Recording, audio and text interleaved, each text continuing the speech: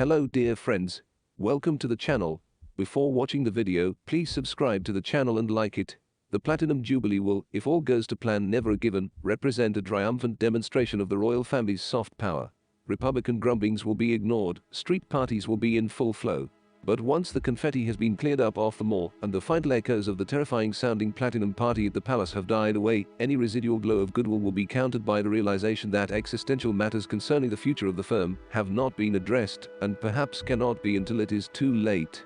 Public affection towards the Queen herself cannot be overstated. Her 7 decades on the throne have seen her become someone who plays a symbolic role in the lives of pretty well every British citizen, and the adulation which she receives at home and overseas will never diminish as long as she lives.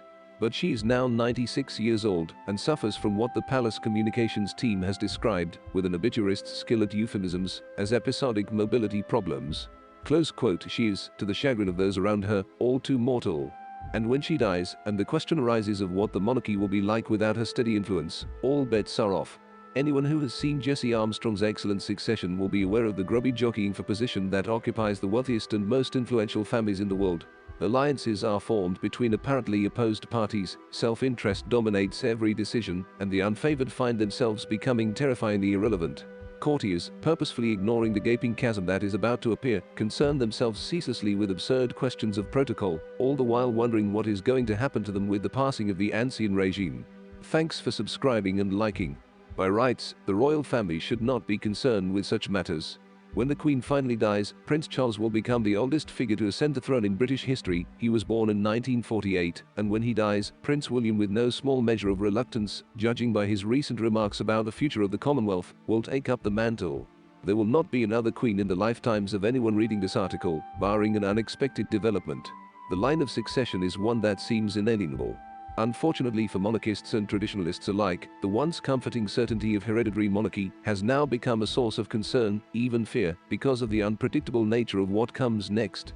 There have always been iconoclasts and troublemakers in the firm. In the 20th century, Edward VI's Nazi sympathies made him a dangerous figure at a time of international tension, and an unsuccessful MI5 sanctioned assassination attempt on him in July 1936 merely worsened matters.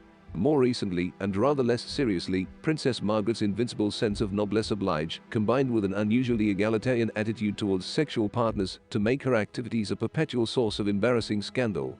And, naturally, Princess Diana's loathing of an institution that she, correctly, believed would be a terrible source of frustration and repression for her children, manifested itself in a considered attempt to destroy the prestige of the royal family from within, which was only thwarted by her premature death. Post-Diana, matters seemed to become less eventful. But the dual-pronged disaster of Prince Andrew and Prince Harry, the one blinded by privilege and arrogance like his aunt, the other setting himself up as a disruptor and rebel in the vein of his mother, has proved a public relations nightmare for the royal family. All the desperate talk of a slimmed-down monarchy with the implicit promise that the hangers-on and minor royals will be consigned to the margins is a sop to the increasing number of people who are weary of the unaccountable sideshow that the hereditary monarchy embodies. Propaganda constantly informs the taxpayer that the royal family represents excellent value for money. Many disagree. When Prince Charles becomes king, nobody knows what he will represent. He has already ignored his mother's famous edict of never complain, never explain, and has styled himself as an energetic interventionist figure, freely offering his opinions on anything from modern architecture to environmental issues.